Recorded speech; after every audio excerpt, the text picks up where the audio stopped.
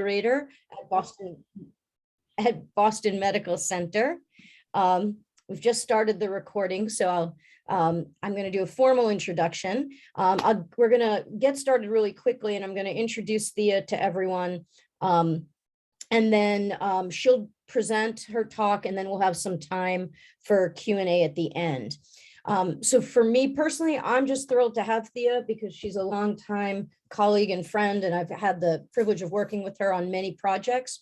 But for those of you who don't know her spectacular background, as I mentioned, Vice President of Mission, Associate Chief Medical Officer, and Executive Director of the Health Equity Accelerator at Boston Medical Center. She's an Associate Professor of Emergency Medicine and Director of the Violence Intervention Advocacy Program at BMC. That's how she and I met. She's a founding member of the Health Alliance for Violence Intervention, and in 2011 was on the National Task Force for Children Exposed to Violence, having been appointed by Attorney General Eric Holder.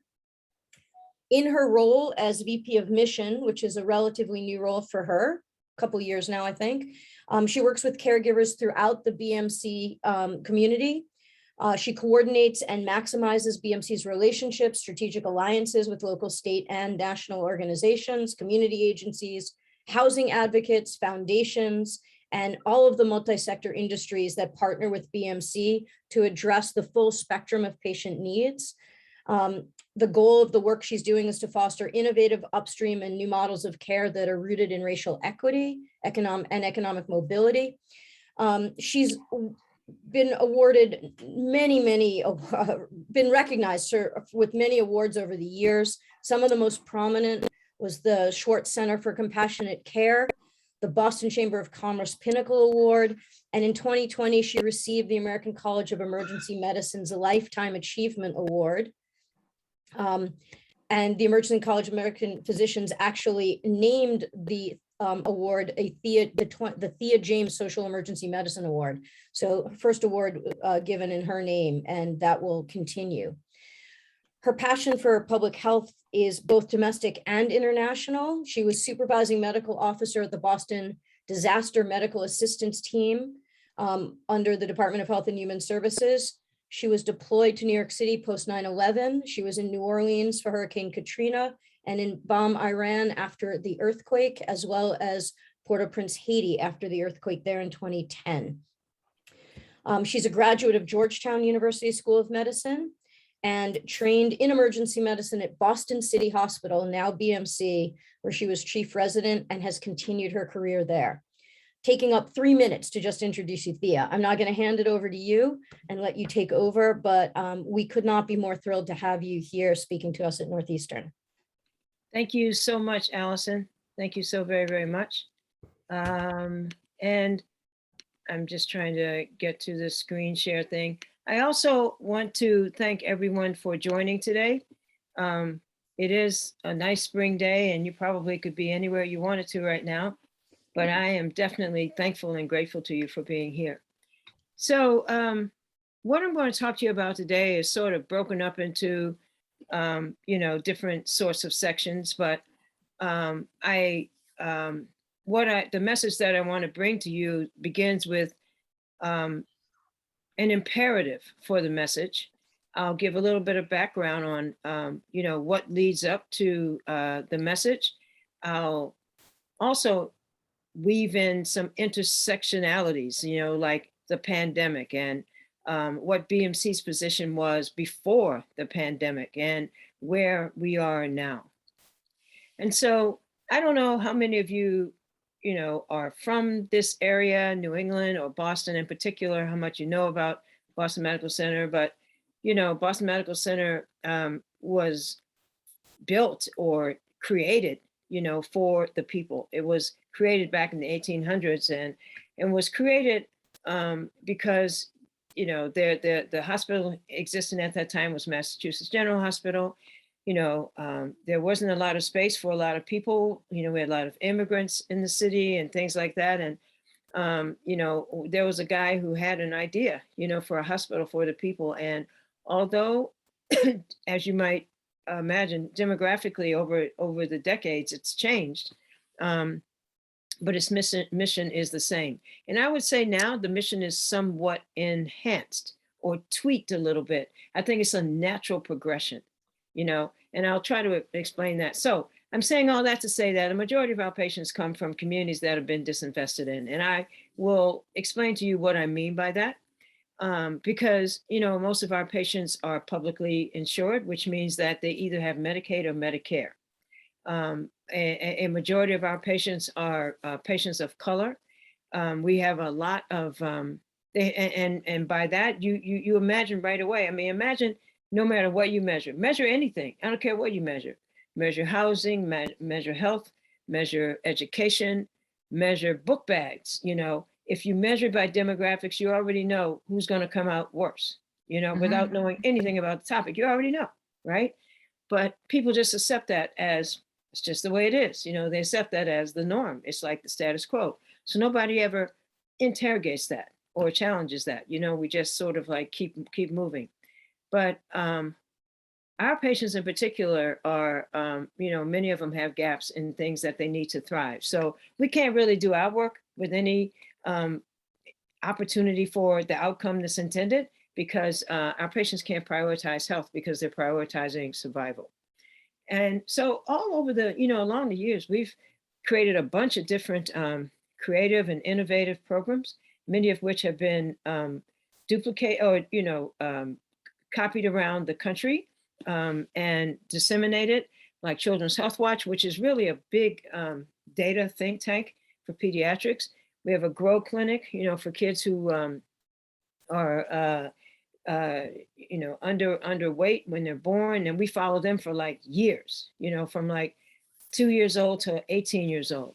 The Medical Legal Partnership of Boston, which helps us with various different policies and things that get in the way of people being able to thrive. As Allison was mentioning, we have the Violence Intervention Advocacy Program, Street Cred, which another thing that was just created right in the hospital, where 2 residents in pediatrics created this program of doing people's taxes in the clinic, so that they can get the benefit of earned income tax credit and things like that. And by the way, in the VIAP program, you're taking young kids who come in with gunshot wounds and things, who most people think are unapproachable, an unapproachable population. And you alter the life course of these young people, where they become people who are homeowners, educated, have MBAs, in some cases, trades people, all kinds of things, But when people just accept those kind of things as the status quo, they actually wind up setting a bar for what's possible for those people, and it becomes a self-fulfilling prophecy. But we flipped that on its head. We just went in the other direction with setting that bar. We set it really high. But even with all those programs, these are the data we get in terms of health. With all that stuff we're doing, we still had these kind of outcomes. And I will say that one of the main reasons why is because everything that we're doing is, for the most part, downstream. By that, I mean, it's already happened. We are addressing problems that have already happened, and they happened because of some situation upstream that led to that downstream problem. And so, and then some people say, ask, why do we care and things like that? Well, at one point we started to ask ourselves, like around 2017, we started asking ourselves, well, what is the role of a safety net hospital? Anyway, we have these patients, they have all these problems. What is our role? Because we could continue to do what we always do, which is people, and many times the same patients come in over and over and over again with the exact same problem. We fix them, we treat them, we reset them to baseline, only to discharge them back to exactly what's driving it. And the cycle just continues. So we ask ourselves, is our role charity exclusively into perpetuity, which changes nothing, or is it equity? And at an early point, even pre-pandemic, we had landed on choosing equity. And one of the things I want to highlight right here is that the bottom line of it all, really upstream, is economics. It's all economics. And the whole situation was kind of like created, and I'll explain that a little bit. But in 2017, when the Boston Globe did this series on race in Boston, one of the areas they highlighted, was the median net wealth gap. And, you can see what it is for the difference between white people and Black people, $247,000 for white people and $8 for Black people. And if you add in some other minority groups, like people from the Dominican Republic, it's actually zero.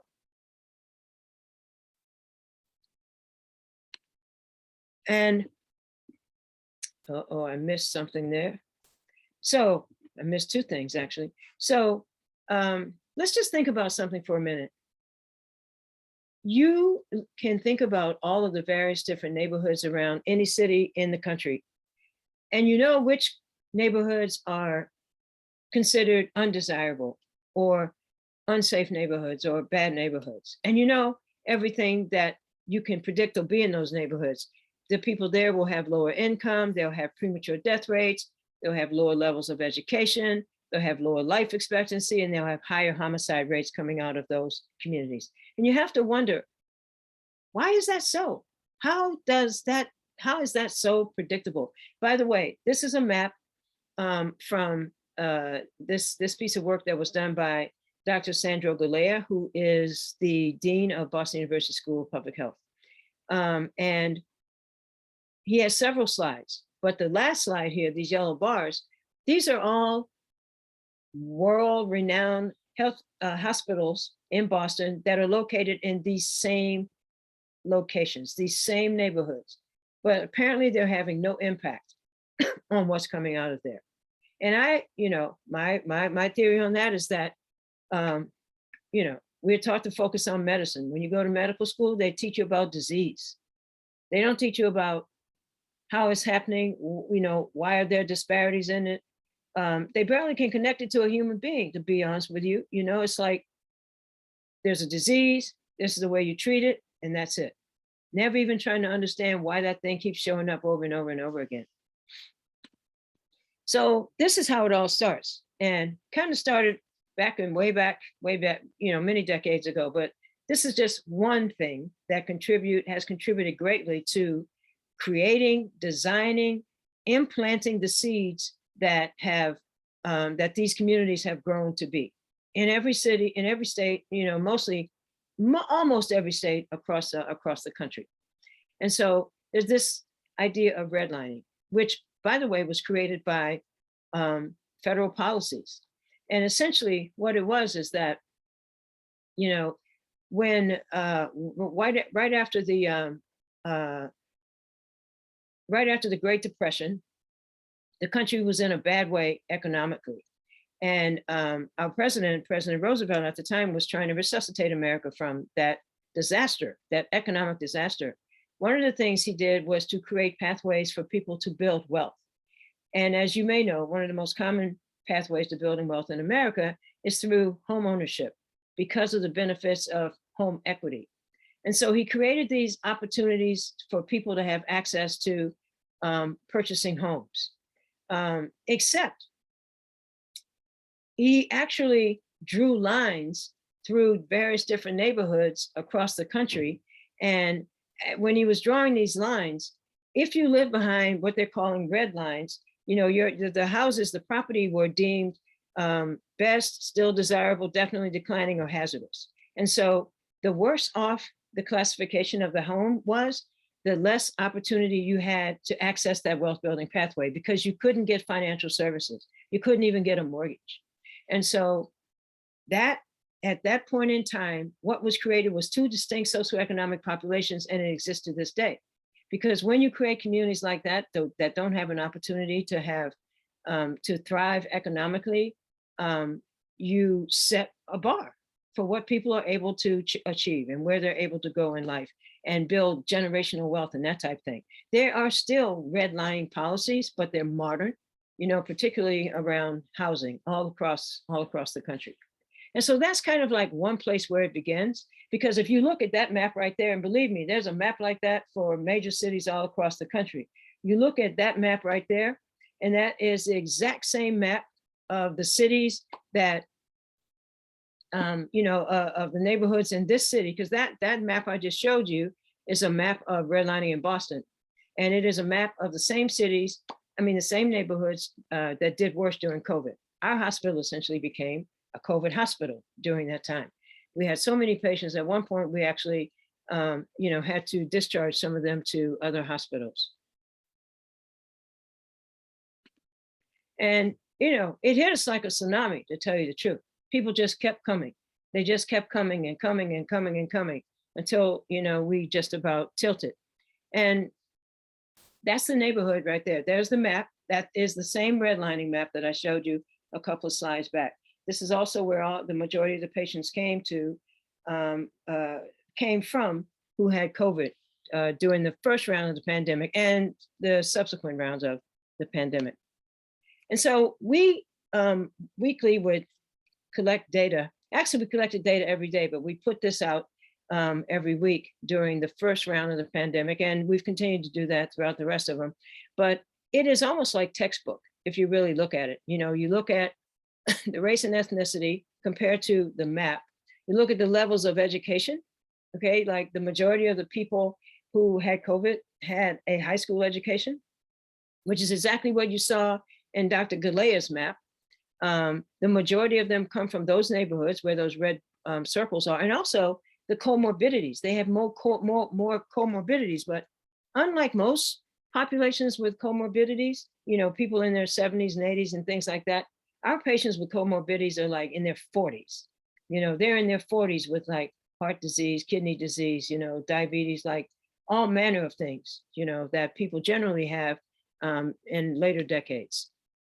And so here's an opportunity right now where I'm going to transition to show you what I was talking about when I said people just accept what they see, they accept data, and they don't interrogate it.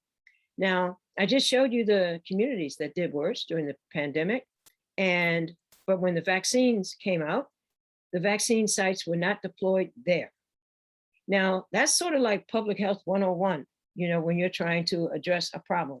You go to where that problem is and you target the root cause, but that's not where they were placed. And so, and nobody questioned that because that's the norm. They don't, those communities aren't generally prioritized. And that was a great opportunity, to be able to stem this thing. But then everybody's asking and talking about, well, why don't they trust us? Well, there's one major reason right there, where we didn't prioritize these communities. So at BMC, we did what we always do. We said, well, these are our patients. We have to find a way to get to them and to treat them. So one of the things we did was to survey patients in the community, because before we walked out there trying to figure out how to do this, we wanted to survey people to see what their perspectives were on the COVID vaccine. And as you can see right here, there's a great difference in who is most likely to be willing to be vaccinated. And so what we also were reminded of, we also surveyed our employees because they're from the same communities. And as you can see there's the exact same thing. If you look at the top two bars there, 72% and 36%. So we had a trust problem and we had an access problem. So we went out to leaders in our community, and we have a vice president of community engagement and external affairs, and she just started like bringing all these community leaders together. We had multiple Zooms, and we did two things on the Zooms. Number one, we answered the frequently asked questions they had around the vaccine. And number two, and even equally as important and mostly important, we were asking them to help us solve this problem. How should we solve this problem? And it came to be that we should bring the vaccines to the community. So we asked them, where should these places be? What should they look like? What should they feel like?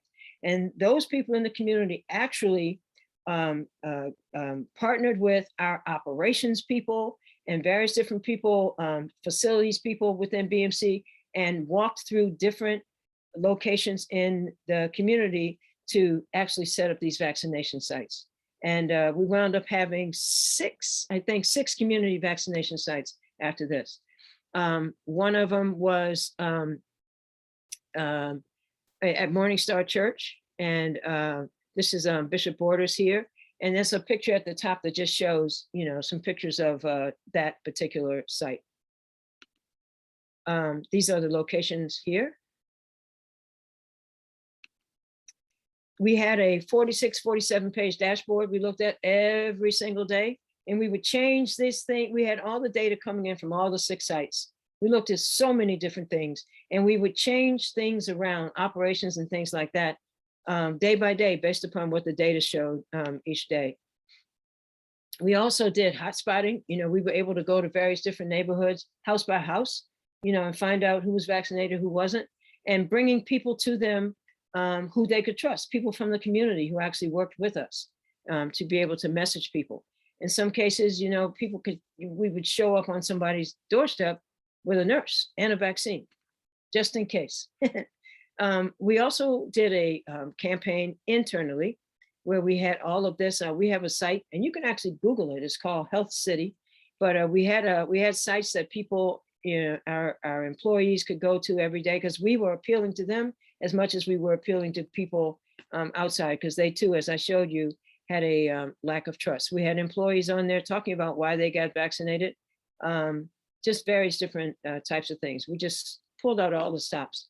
We also hired a company, and we were reaching communities based upon language, culture, ethnicity, that type of thing as well. And we also hired people in sororities and things like that to do these sort of pop-ups all over the place, and using door hangers and signs in bodegas and things like that.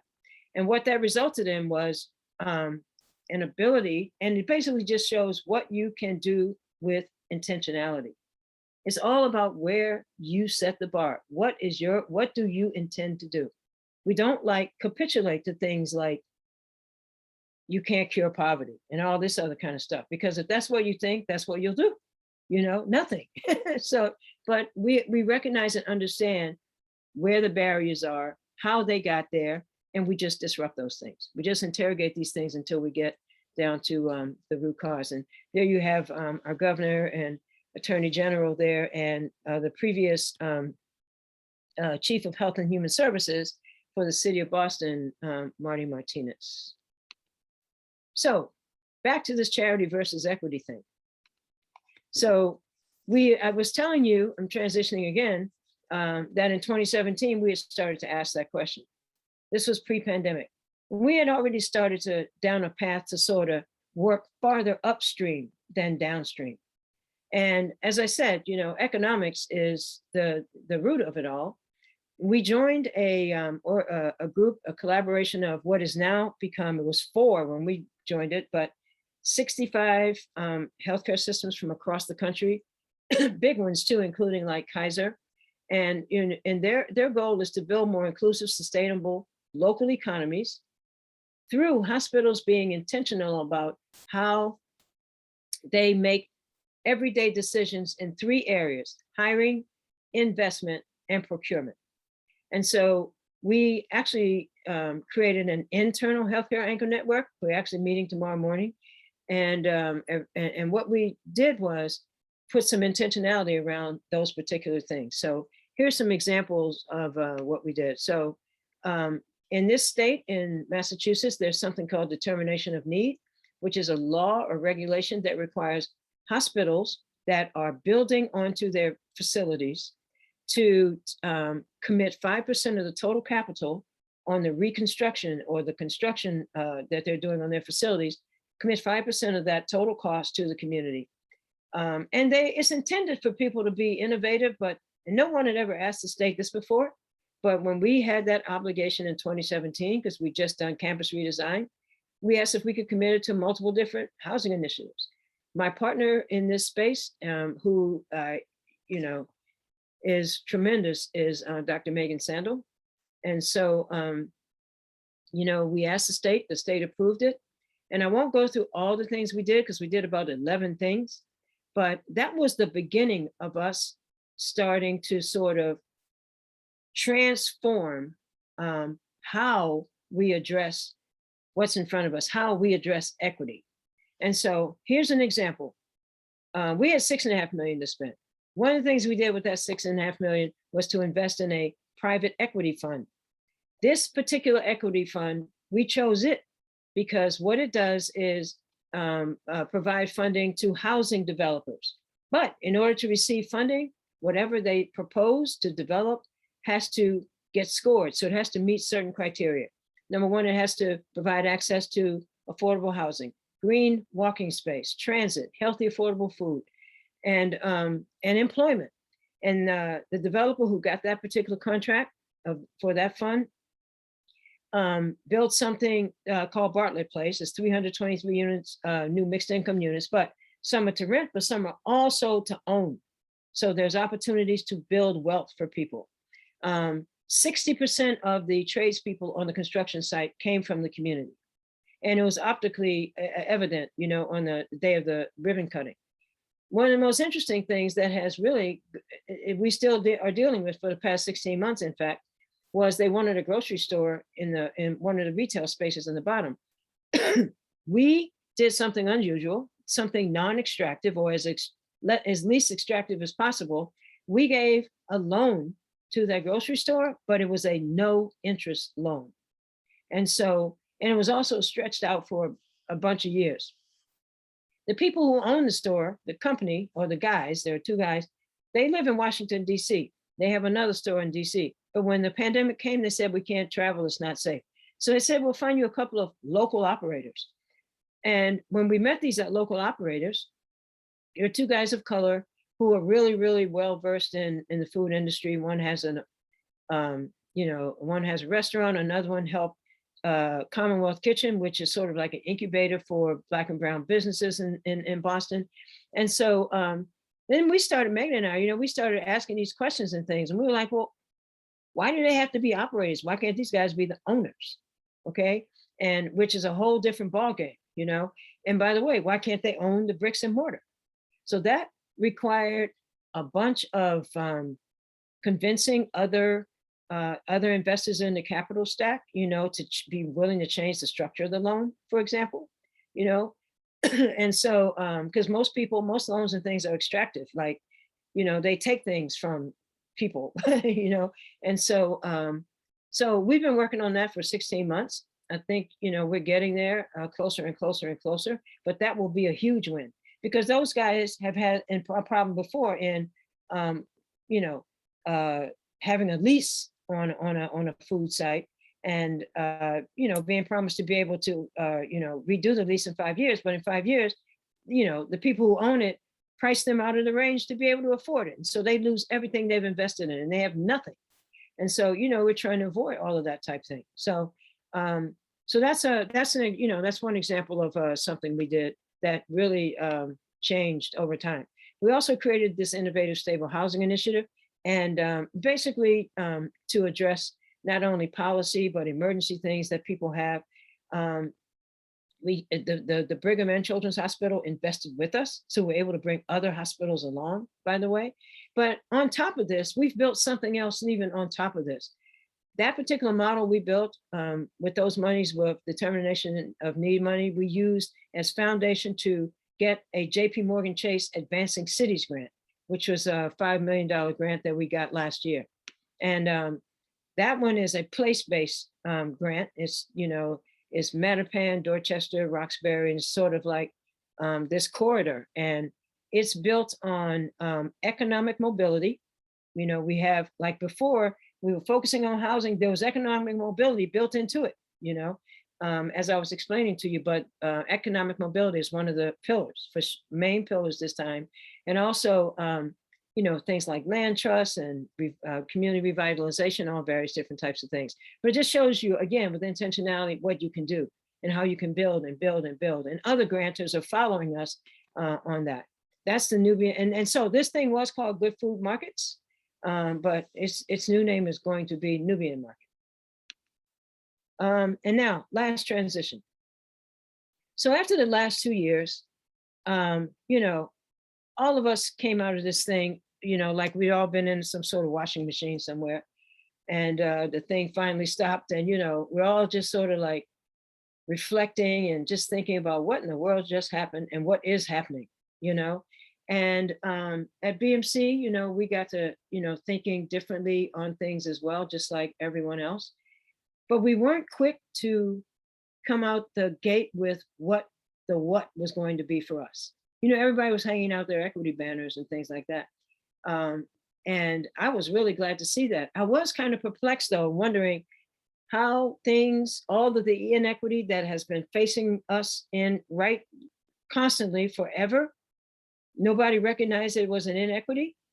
And it makes sense. They don't, and you don't recognize it because it looks normal. It's always been that way. So you don't see anything wrong with it.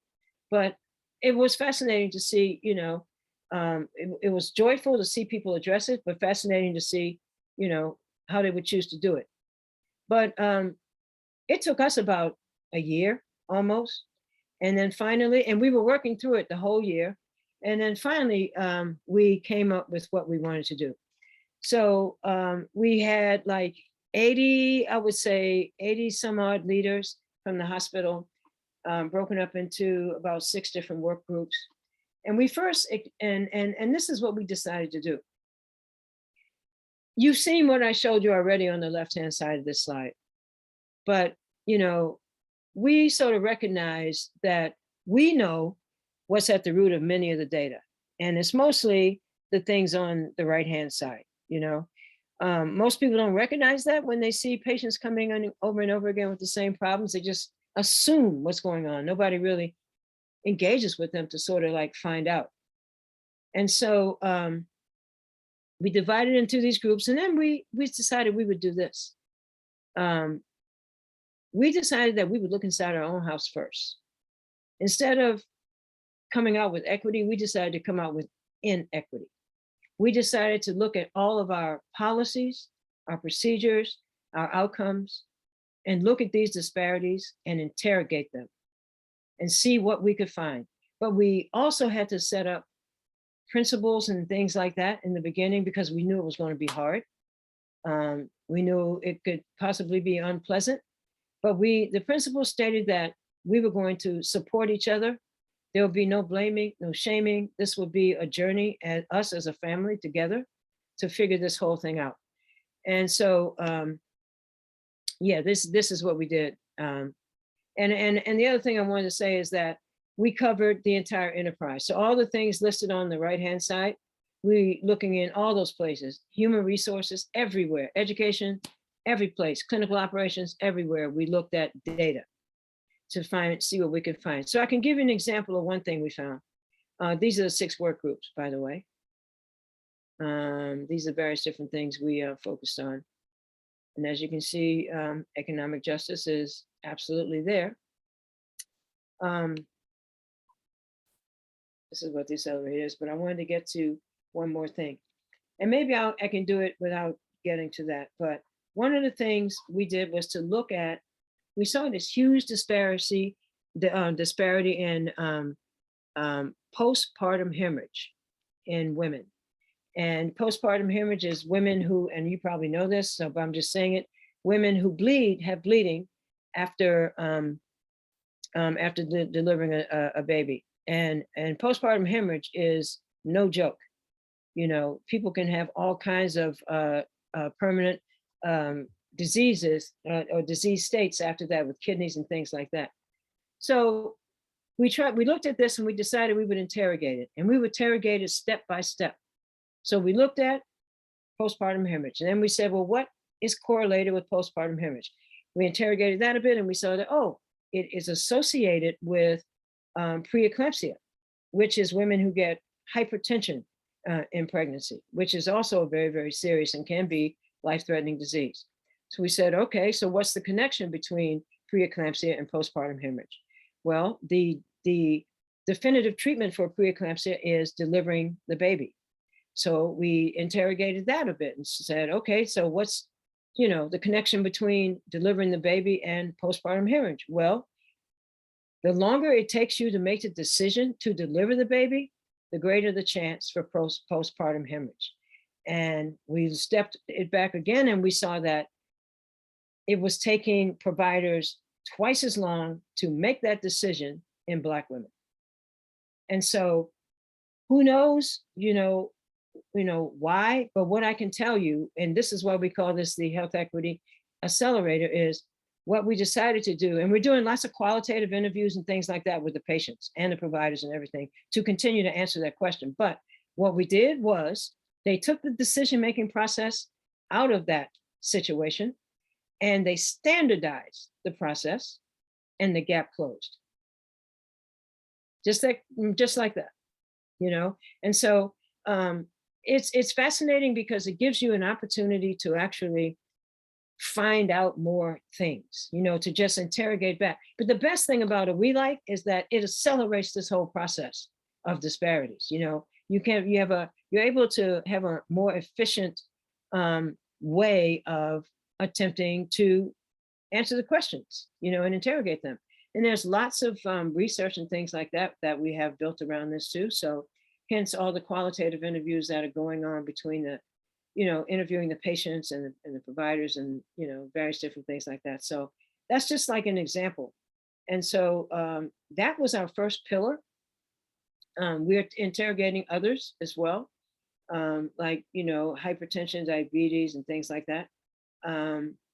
And again, looking for different things than what most people look at when they look at disparities, you know, in terms of what the root causes are. So that is where we are. Here we are right here with the equity and pregnancy pillar. So that is where we are, you know, right now. I mean, we're really, really excited about this whole thing. It's a lot of work though. Boy, is it a lot of work. I'm telling you, a ton of work. We have an oversight group. We also have, we've done this big community engagement where we now have a community equity network. It's almost like a pie where you have slices of groups of community members committed to working with us on various different things. I mean, we even intend for them to tell us what we should be researching and working on, what they would like to see us working on. They can even give us feedback on the data, you know, because if you think about it, and I try not to, you know, go too deep into this because, you know, a lot of pure scientists, you know, feel different about this, but when you are interrogating quantitative data based upon what you see, I mean, what you get is what you get out of it, what you put into it, but you can only interpret what you see based upon what you know, and so I saw someone do a talk on racism in medicine last week, and they had the most incredible slide, and I'm gonna just read this slide to you. I wish I had it to just put up there, but it was about research actually. So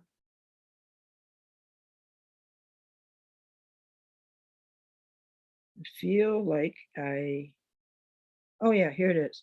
So it says, data never speak for themselves. It is the questions we pose and those we fail to ask, as well as our theories, concepts, and ideas that bring a narrative and meaning to marginal distributions, correlations, regression coefficients, and statistics of all kinds.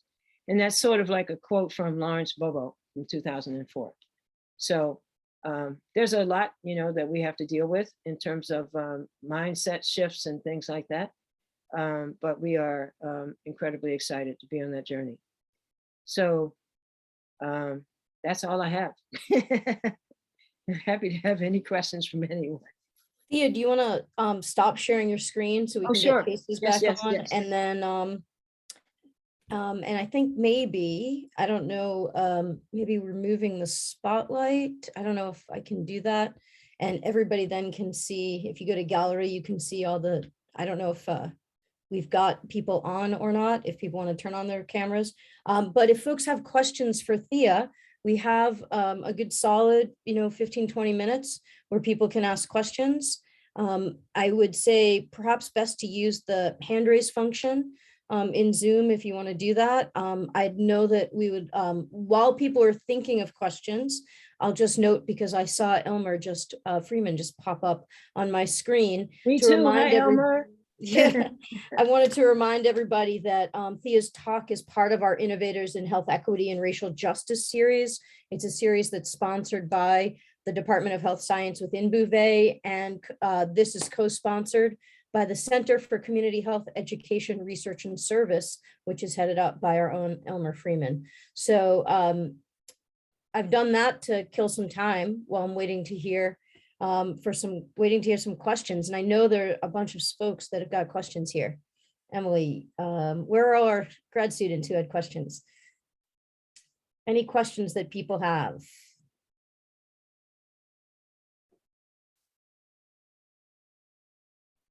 Don't be shy. Don't be shy. There we go. Heather, go ahead. Hi, thank you for the talk. It was excellent. My question is, what equity benchmarks do you hope the city of Boston reaches in the next 5, 10, and 15 years? And then how would you apply that at the state level and the federal level? Yeah, that's a really good question. So the application in the state and federal level is all policy work. And I would say policy work on things that prevent people from being able to, to thrive, like redoing this whole public housing thing, for example, making it so that, creating public housing so that it enables people, and then it has an intentionality for people who want to have an opportunity to get out and become to build wealth and things like that, versus creating a trap, because you can't, you're limited as to how much money you can earn, without losing the housing immediately, kind of a thing, for one example. But I think metrics on, okay, so for example, Black businesses. There are many, Black businesses who have the work that they do, the jobs that they do, enable, say you have a business that feeds lots and lots of different people, but I'm not talking about just randomly, but an intentionality type thing, people with like specific diseases, Boston Public Schools, things like that, sort of like this organization, Community Serving, sort of like that, but they're a BIPOC organization. And say they have, they hire more than 100 people from the community who work for them. And say they are a tenant in a building and the rent increases by 150%, which is a signal for displacement, by the way. And so there are opportunities, and say that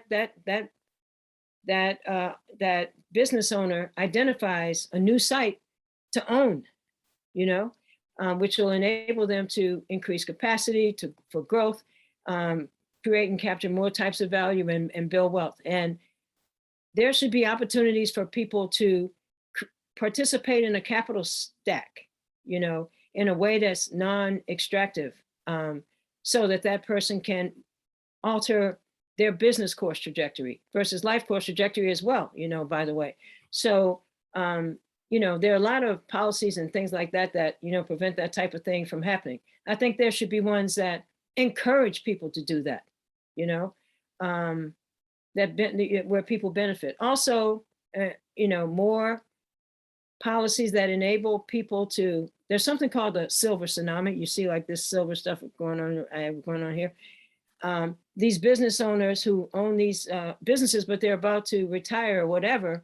And what they do is they're now like turning the businesses over to their employees, and you have this employee share owned plans, where immediately these employees' net wealth goes from wherever it is to fourfold that immediately, So I guess what I'm saying is, like, through things like that, you can measure things like income across the country. Across the city, and across cities and across the country as well. The median net wealth gap, you can measure that. That can be a metric. The majority of people, or the number of people who are like homeowners, looking at the different values of homes by geocoding them, because there's redlining in that as well. There are a number of things that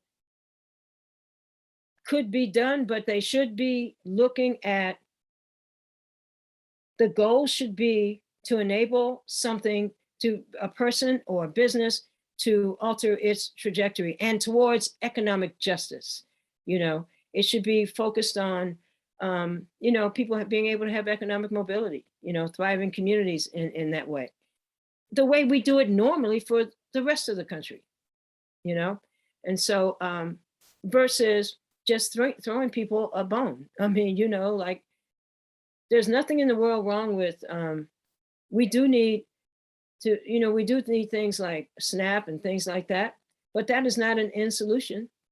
You know, it's just filling a perpetual gap, you know? So I just feel like there should be more policies that enable that type of a thing. And as I was saying to a funder the other day, was like, you know, you could do something to if you're going to fund people, you can set the rules or the goals or the expectations for what they need to do to get funded. You know, like I was explaining to you. One more thing I'll say is another example of just having intentionality to disrupt, you know, the structural racism. When the Boston Globe did that that series in 2017, they talked about Seaport, and they talked about, you know, no people of color as developers being able to get in on any of those deals down there until Massport changed their rules, you know, just not that long ago, that made, again, these developers have to propose things, but there's a scoring system. And they made diversity and inclusion worth 25 points, which is equal, you know, an equal score with other things that are usually there. And it wound up being able to bring in, Richard Taylor brought in like 39 other people with him when he came into that.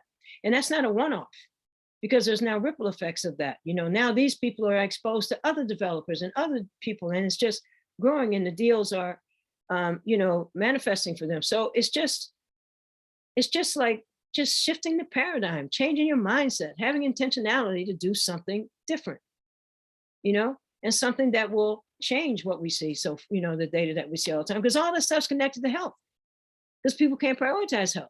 They don't have money, you know, and they do, it's just limited money. And health is like always deprioritized over survival.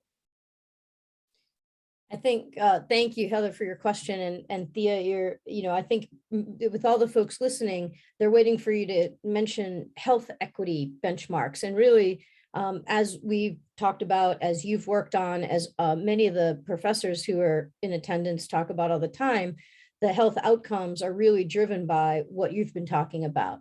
These grounding principles of, do you have stable housing? Do you have the ability to work? Do you have the income? The social determinants that you've talked about is what creates equity. And those are the equity benchmarks. Right. You talked about, you mentioned charity versus equity a few times. And, you know, clearly you and I met when I was working in philanthropy, by definition, public charity. And one of the things that I'm curious about, and you started to go down the path with this in answering Heather's question, is because philanthropy is known to, as you said, give out money, but not necessarily create social disruption, what would be the best help you could get from big philanthropies? Places like, not just in Boston, Boston Foundation or Blue Cross Blue Shield Foundation, but even places like Robert Wood Johnson Foundation, the largest health philanthropy in the country. What kind of help would you expect from philanthropy to help advance this kind of health equity? It's funny you say that. I just spoke to them the other day, and I'll say what I said to them. You know, they need to change the rules. Just change the rules. I mean, if you don't do this, you know, this is what, you know, you change the accountability for receiving the money. This is what you have to propose in order to get the money, you know, and, some people will say you cannot attach, you know, economic justice to health justice from the perspective of, you know, when they say, what can you do from an economic justice perspective that's going to change rates of A1Cs and diabetes, you know, or hypertension? But it has everything to do with that. It has everything to do with that. And so, because the people who have these diseases, they can't afford, you know, the types of diets and things that they're supposed to be, you know, on. They can't afford transportation to get to these doctor appointments. Medicine is designed for medicine and not for people, unfortunately. So they shouldn't have to be worried about transportation to get there. You know, they can't afford to buy the medications. They can't afford the prescriptions. I mean, there's just so much they can't afford to do. Some of them can't afford to take off work to go to see the doctor, you know, because they're stuck in these lines of jobs where, they don't have, they don't have sick time. They can't take off without losing income and things like that. So, but I do think those things are metrics that we could set, in terms of seeing reductions in those things, because those are the things they created them to begin with. So, it makes sense to me that if we reduce those things, that would change. I mean, that's what we did with the violence intervention program. It's hard to get kids, the greatest challenge is to get them engaged and to sign up. But if they sign up, you can transform their lives. I'm telling you. I mean, and some of them are just brilliant. They can go in and take a GED or whatever kind of test without ever studying or seeing it before and just like ace the doggone thing. I mean, and then all of a sudden, all those gaps they had in their lives, all those things disappear. You just give them the opportunity to do that. Emily, I don't know if you had some questions that you wanted to share. Yeah, I have 2 questions in the chat. So first question, as we think about more of your clinical hat, how do you think that the education system and the education of medical students moving forward can better advance health equity for our future patients? Yeah, first of all, they need to redo it. They might need to hire some new teachers if they're not willing to change their ways. But the medical system, educational system is a bust and is actually responsible for a lot of what we see. And, because they need to teach what we're talking about today.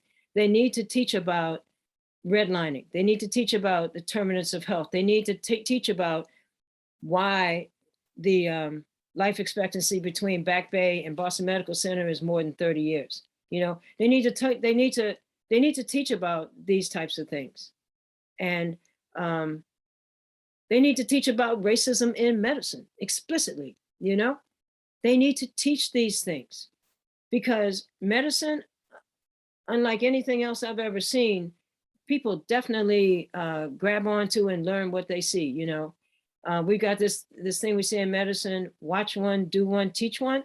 Well, that goes beyond just medical procedures. That also is like mindset, and perspective, and I've heard people say things, and when I ask them to explain what they're talking about, they'll say, oh, because so-and-so said that, or so-and-so said that. They don't really know. They don't have a reason for it. They're just like repeating what somebody else said to them, So yes, that's a great question, because the education system is probably one of the fastest ways to change things. Thank you. I have another question, 2 questions that kind of talk about the balance, the work-life balance, the student life balance. So what are best practices for our student body who, may be bringing their own lived experience, and we're talking about social determinants of health in the classroom, but they're going out and living this in their day-to-day. So what best lessons learned can the faculty and staff here at Northeastern do to provide the best situations for our students? Yeah. And how do you do it? Yeah, it's a good question. Woo. Yeah, you're like being 2 people in your everyday existence. If you are working in like a mainstream society thing, and especially something like medicine, you are 2 people. You've got an inside voice, an outside voice. You have to think twice about almost everything. And prior to 2 years ago, if you wanted to get something across, you had to think long and hard about how you were going to do it. If you intended to get somewhere with something, if I didn't care, if I didn't have anything I wanted to get done, it didn't matter. I could have said whatever. But because I needed these people to do stuff, I had to make it palatable for them without compromising my own values. So that requires a lot of work, to be able to do that. And it helps to have community. I mean, when I say community, I mean people who you are, people you go to school with. If you have classmates that you can share with or even network with in larger organizations, that's one of the ways I've survived it, all along, have an outside sort of, excuse me. I'm so sorry, my spouse has lost the phone. Okay. All right.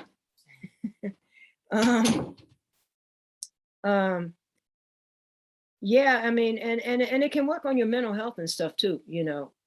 You have to be like really cautious with that. So what I would say, the things that have kept me sane is, you know, if I had been talking about some of the things that we talk about now, like, I don't know, 6 years ago, in the way that we talk about it now, I may not have been able to push some things forward, not including the violence program, to tell you the truth. You know, you just use euphemisms for the things you'd say today. You know, back then we use euphemisms, and people kind of on some level know what you're talking about, but it's something about as long as you don't say it like that, you know, they're able to like manage it, you know. But I would say finding community, you know, finding some friends that you can share things with, trust, find some people outside of work as well. Do something you like to do. Like, I'm a physical person. So, I mean, I like run, swim, and all that kind of stuff. Like, I'm a 7-day weeker kind of person. And that stuff keeps my soul nice and even and everything most of the time. But whatever it is you like to do, walk, you know, read, listen to music, something. But the point is, you have to have a balance. You have to do it, because you'll implode, you know, it'll just eat you from the inside out. There's no question about it. And, you know, for teachers and things, you guys, you create a space for, you know, people to be, you know, to be themselves. And that's hard. And even when the space is created, sometimes it's hard to take advantage of it. But the younger kids seem not to be, they don't, you know, they're not taking no for an answer, seems like, you know, they're trying to kind of pushing people. So I think that's a good thing. Medical school will be like going to the moon, but you know, you can make it feel more like Earth. You just have courage, just do it. What's the worst thing that can happen these days, you know? So we only have about 2 minutes left. We have a really hard stop at 5 o'clock. Thea has, believe it or not, something else she has to go do. Hard to imagine, given everything she's talked about. Margarita, I don't know if you have any closing comments that you want to make, any last words before we finish? Thank you so much, Alison, and thank you so much, Dr. James, for being here today, for your great talk and inspiration that you've provided us. I think it's especially important to see a woman like you, who has done so much work on an International Day of Women, give this talk. So as we celebrate Women's History Month here, it's wonderful to have your remarks here today. Thank you. Thank you so much. And the last thing I wanted to say also is, one of the things I've not done is I can't change my beliefs. I can't change what I believe in. And that's why I'm talking about compromising, not compromising. If you believe it's right, do it and say it. Thank you. No, you're welcome. Elmer, good to see you. Thank you so much, Thea. Dr. James, I haven't called you Dr. James in like 15 years. So thank you, Thea. Thank you to everybody who joined us. You're getting a lot of kudos in the chat. I know you need to jump to something at 5 o'clock. Look for the work of the Innovators in Health Equity and Racial Justice group. We're going to have more talks next year. We've got some great work happening through our Social Justice Committee within the Department of Health Sciences.